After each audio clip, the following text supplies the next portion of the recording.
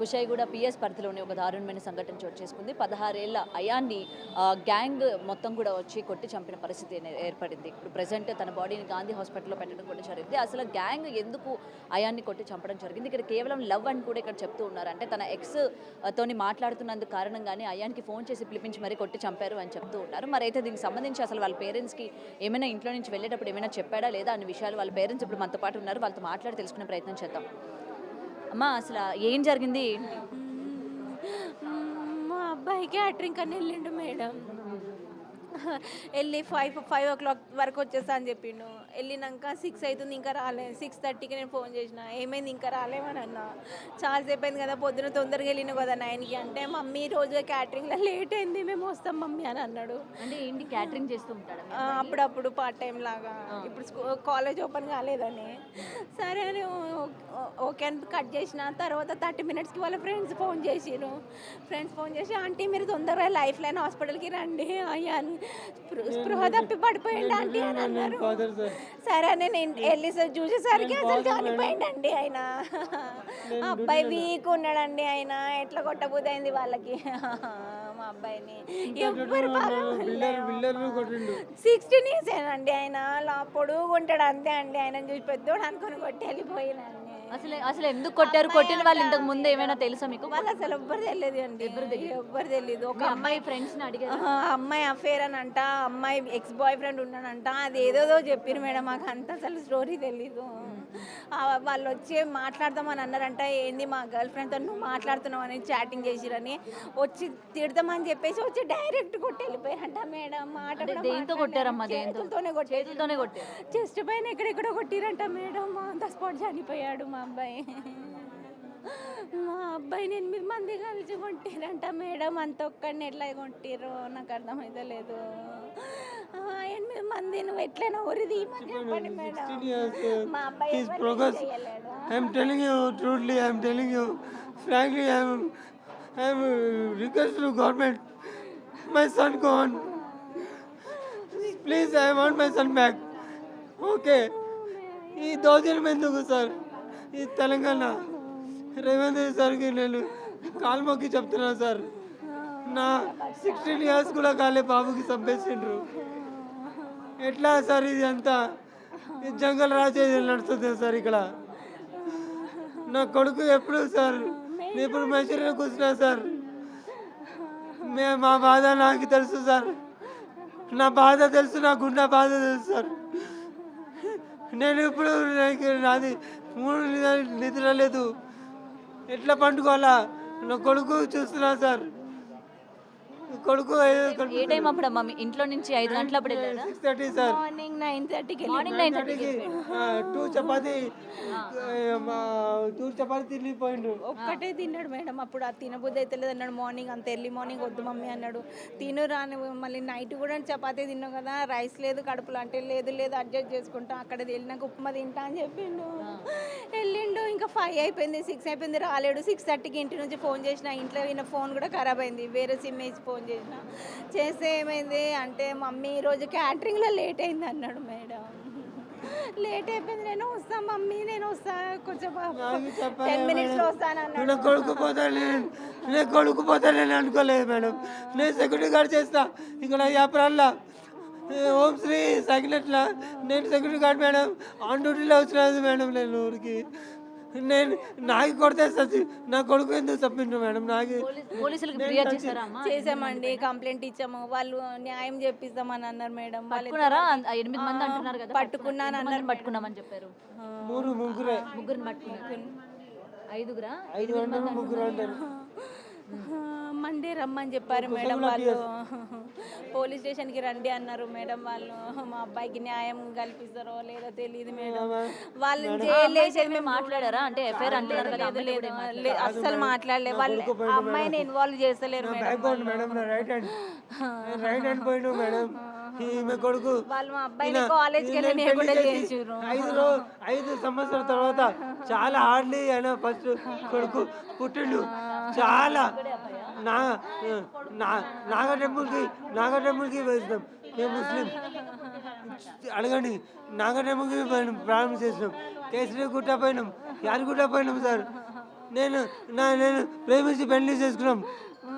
ఈ శైలజ, నేను రిజ్వాన్ మొహమ్మద్ ఖాన్. నేను పెళ్లి చేసుకున్నాం. ఎందుకు అప్పుడు చేసుకొని అప్పుడు 5 సంవత్సరాల తర్వాత అయాన్ పుట్టిండు. చాలా కష్టంలో అయాన్ పుట్టిండు. అయాన్కి చంపేసిండు.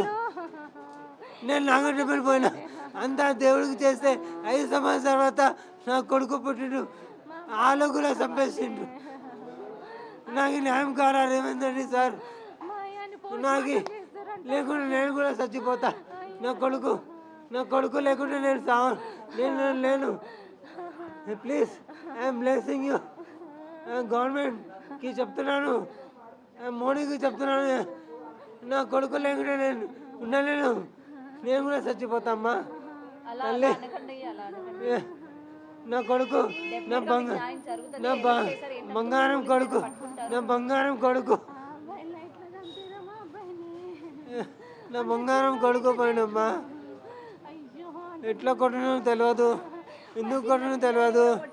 ఇంట్లో తమ్ముని చెల్లి ఇంతకు ముందు ఎప్పుడైనా ఇలాగా కొట్లాట జరగడం కానీ అస్సలు జరగలేమ్మా, అస్సలు జరగలే. మా భార్య చాలా ప్రేమిస్తుంది. నేను కూడా మా భార్యకి చెప్తా, ఎందుకు పంపిస్తున్నావు క్యాటరింగ్ వద్దు అంటే, కాదు ఆయనకి బట్టలు కావాలా, రేపు బర్త్డే ఉంది, కాలేజ్ పోతున్నా, కాలేజ్కి పోతా, నేను కటింగ్ చేసుకుంటా, అది చేసుకుంటా అని పోయిండు. ఆ లోకంకి పోయిండు. మా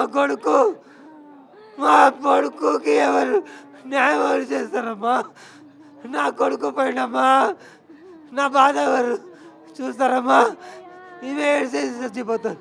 నేను కూడా సూసైడ్ చేసుకుంటా నా కొడుకు లేకుంటే. అల్లా అక్బర్.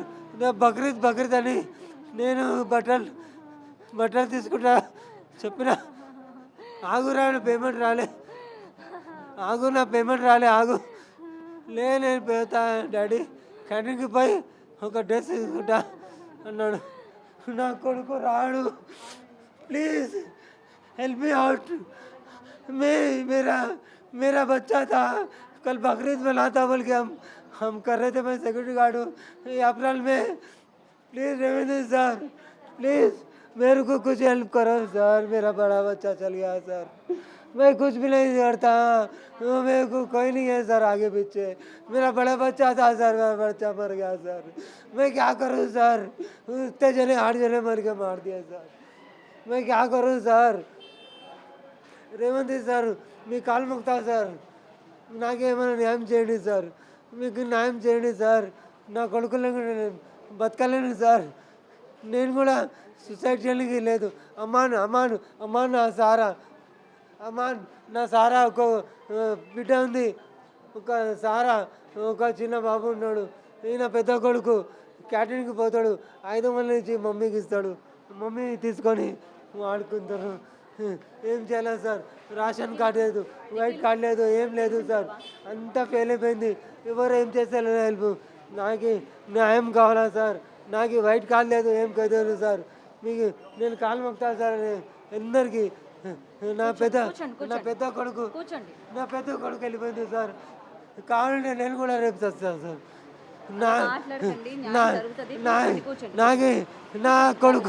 నా కొడుకు కావాలా మేడం. మీరేమవుతారండి? ఆడబిడ్డనైతే ఆమె మా ఆడబిడ్డ అన్నమాట. ఇట్లా ఈ గొడవల గురించి కానీ వీటి గురించి ఏమైనా మీకు తెలుసు? ఏం తెలియదండి, మాకు ఫోన్ వస్తేనే మేము పోయినాం అన్నమాట.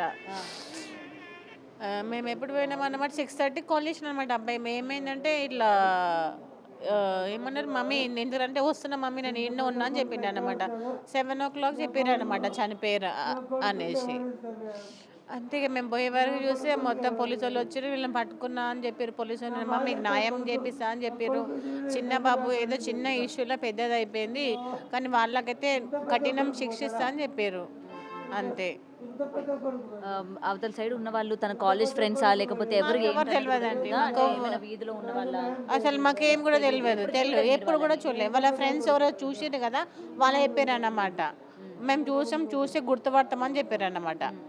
అట్లా అట్లా మీ తీసుకొని అబ్బాయితోని వేరే ఫ్రెండ్స్ని తీసుకెళ్ళడం కానీ ఏం చేయలేదు ఆ అబ్బాయి? ఎందుకు ఆ అబ్బాయి మనతో మాట్లాడాలని అనుకుంటున్నాడు, ఎందుకు ఫోన్ చేశాడు అని చెప్పి ఏమైనా భయపడి ఎవరితోనైనా గ్యాంగ్తో అయాన్ కూడా వాళ్ళ ఫ్రెండ్స్ని ఏం తీసుకెళ్ళడం లేదన్నమాట. ఆయన ఇద్దరు ఫ్రెండ్స్ని తీసుకొని పోయిండు అంతే. మరి ఇప్పటిదాకా మాట్లాడారు కదా, మరి ఇద్దరు తీసుకొని పోయారనమాట ఫ్రెండ్స్ని. ఇది తీసుకుపోతే ఏం చెప్పారన్నమాట, వాళ్ళని కూడా కొట్టిరన్నమాట. ఫ్రెండ్స్ని కూడా ఇట్లా మెడల్ పట్టుకొని కొట్టిరన్నమాట, వీళ్ళని కొట్టడానికి ఆపడానికి పోతే అని. మాకు ఇంతే తెలుసు, ఇంకా మాకేం తెలియదు. ఫైనల్గా మొత్తం 8 మంది ఎవరైతే అంటూ ఉన్నారు కదా వాళ్ళందరినీ కూడా పోలీసులు కస్టడీలోకి తీసుకోవడం జరిగింది. సో మీరేంటి కావాలని కోరుకుంటున్నారు? మేము మా తమ్ముడైతే చాలా మంచోడు, ఆయన ఎట్లాంటి తప్పు పని చేయడు, కానీ దీంట్లో పోయి చెప్పిన తప్పు అయిపోయింది. ఇప్పుడు చనిపోయినాడు ఎట్లయినా రాడు, వానికి ఏదైనా న్యాయం చేయని వానికి ఇప్పుడు ముంగడున్న అపోజిట్ మెంబర్స్కి ఏదైనా కఠినంగా శిక్షించే ఇంకోసారి మరో వ్యక్తికి ఇట్లా జరగకుండా చేయండి. సో మరోసారి ఇలాంటివి జరగకుండా న్యాయం కావాలని కోరుకుంటున్నాను. Yes madam. I am father. I am father. Madam, I am speaking frankly. నేను తెలుగులో మాట్లాడదా, ఇంగ్లీష్ తెలియదు, కానీ ఏదో మాట్లాడతా, కానీ ఒక మాట వినండి మేడం. నా పెద్ద కొడుకు గాన్. ఓకే, ఎంతమంది కొడుకులు పోతారు ఇట్లానే, they are sacrificing. Okay, yeah, day after tomorrow we are celebrating Bakrid हम मनाते बकरीद, तो बकरीद को मेरा बच्चा बलिदान कर दिया, तो मैं रविंद्र सर को एक ही बोलता, मैं एक ही बोलता, मैं इंग्लिश में बात करता, सब करता, लेकिन मैं एक ही बात करता, लोकल वो तो प्लीज़ कॉन्सेप्ट में मेरा बच्चा मेरा रिटर्न नहीं दे सकता, खुदा भी नहीं दे सकता, ठीक है, और एक बच्चे को ऐसा नहीं होना चाहिए, और एक मेरा बच्चा जो मर गया और कई को मारे, 8 जने एक बच्चे को अटैक करे, क्यों करे, वो इंसाफ होना है, और उनको जो सज़ा है वो सज़ा दिला दीजिए, और मैं सुकून की नींद नहीं सो सकता, जब तक उनको सज़ा नहीं मिलती मैं सुकून की नींद नहीं सो सकता। और मेरे दोस्ता बच्चे को दोस्ता कितने हैं मालूम, वो वेरी वाइट कॉलर, वो लोग ऐसे गलीज नहीं है, ऐसा बात करते नहीं, उन लोग पूरा हेल्पिंग नेचर है। अयान तो क्या होना, घर में गैस खत्म हुआ गैस लेकर आते, घर में कुछ भी खत्म हुआ राशन खत्म हुआ तो राशन लाते। इतने बच्चे चंदू है ये बच्चा, मेरा बच्चा ये अयान इतना ही था, जी, अयान था इतना ही था, मर गया। उन लोगों को इतने बच्चों को 8 जने मारते क्या, इतने पहलवान लग के, इतने बड़े बड़े पहलवान, मेरे को मारो बोलो मैं मरता था ना सर, मेरे को मारना था ना सर मैडम, मेरे को मारना था ना मैडम, मेरे को मारना था ना, बच्चों को मारे। 16 साल बच्चा, 16 साल, he crossed progress 17 years, I see he crossed 16 progress 17 years madam. 8 మంది ఇంత పైలవాన్లు వచ్చి కొడితే 16 years బాబు భయించుతారా దెబ్బలు, ఇక్కడ కొట్టిండు, ఇక్కడ కొట్టిండు. ఈ అమ్మాయి వ్యక్తి అనేది కూడా న్యాయం జరగాలి. ఈ అమ్మాయే ఈ అందరినీ పంపించింది, శ్రావ్య అని అమ్మాయే పంపించింది. వీళ్ళందరినీ పంపించిందని ప్రూఫ్ అయితే లేదు, కానీ మా నెంబర్లు అన్నీ వ్యక్తి ఆమె దగ్గరనే ఉన్నాయి. అదే చెప్పి వీళ్ళకి నెంబర్లు ఇచ్చి మా దగ్గర పంపించింది కూడా శ్రావ్య అని. ఆమె కూడా ఏదైనా శిక్ష పడాలని మేము కోరుకుంటున్నాం, మాకు న్యాయం జరగాలని కోరుకుంటున్నాం, అంతే. ఒకటి రేవంత్ రెడ్డి సార్కి ఒక రీసెర్చ్ ఉంటుంది. రేవంత్ సార్ ఇప్పుడు ఇట్లా అన్ని జంగల్ రాజు కొంచెం ఆపండి సార్ ప్లీజ్, నాకు ఒక న్యాయం చేయండి. నాకు ఈ వైట్ కార్డ్ లేదు ఏం లేదు, కానీ నేను కష్టపడి నేను పిల్లలకి ఎంత పెద్దగా చేసినా సార్, నాకు ఈ వైట్ కార్డ్ లేదు ఏం లేదు సార్, కావాలంటే మా భార్యతో మాట్లాడండి. నేను కన్వర్ట్ చేసిన మా భార్య శైలేజ, ఫస్ట్ శైలేజ బేగం, శైలేజ పూర్తి పేరు శైలేజ, తర్వాత నేను కన్వర్ట్ చేసుకొని సల్మా బేగం పెట్టినా సార్.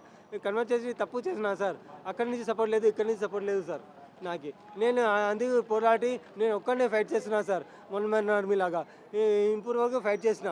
నేను హిందూకి పెళ్లి చేసుకున్నా, ఆమె కూడా యాక్సెప్ట్ చేసినాం, మేము కూడా పెళ్లి చేసుకున్నాం, ఇద్దరు మంచిగా చేస్తున్నాం. 5 years తర్వాత అయాన్ పుట్టిండు. అయాన్ పుడితే లేడితే ఒక డాగి పెట్టినాం, శాండీ అని పేరు, ల్యాబ్ శాండీకి కుక్కకి తీస్తే అయాన్ కడుపులో వచ్చిండు, కడుపులో వచ్చి అప్పుడు అయాన్ పుట్టిండు, చాలా వీక్. తర్వాత సారా పుట్టిండు, తర్వాత అమ్మాన్. నాకు ముగ్గురే, Ayaan head of the family, Sara Begum నా బిడ్డ, అమ్మాన్ చిన్నోడు ఉన్నాడు, నేను ఎట్లా సాధించాలా, ఏం చేయాలా, నాకు ఏం అర్థం లేదు. మీరు ఏమైనా చేస్తే రెవెన్యూ చేయండి, లేకుంటే నేను ఎవరికి ఏం చెప్పాను, నేను దారి నేను చూసుకొని ఎక్కడ దుంకి సస్తాను తెలియదు. కానీ నా జీవితం ఇట్లా ఉంది, మీరు ఎట్లా హెల్ప్ చేస్తారు చేయండి.